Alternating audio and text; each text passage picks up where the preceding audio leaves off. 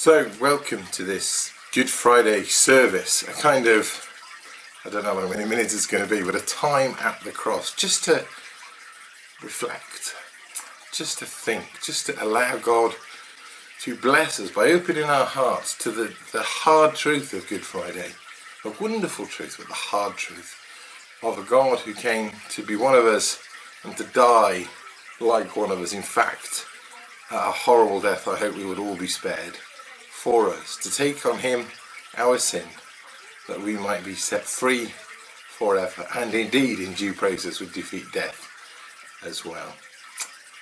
We're going to have some songs, some prayers, and a little talk and illustration later on, and I hope it's just a time for us to open our minds and our hearts, to sit, relax, and to contemplate, to meditate on what Good Friday is all about. Now, we're going to talk about the actions of Good Friday, a little bit about the theology of Good Friday, but actually we're going to spend the next few weeks talking about the theology of Good Friday, the power of the cross. What is the meaning of the cross?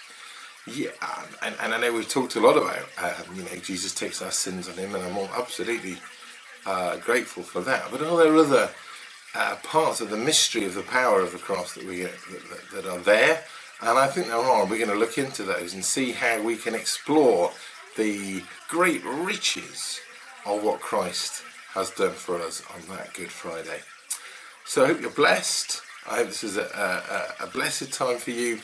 And let us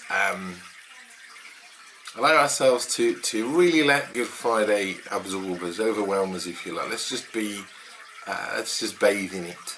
And that's going to be hard in a way.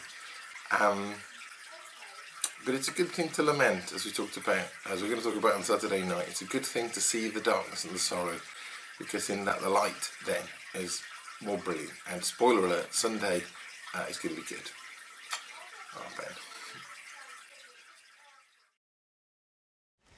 The first reading is taken from John chapter 18, verses 23 to 34. Then the Jewish leaders took Jesus from Caiaphas to the palace of the Roman governor. By now it was early morning, and to avoid ceremonial uncleanliness, they did not enter the palace, because they wanted to be able to eat the Passover. So Pilate came out to them and asked, "What charges are you bringing against this man?"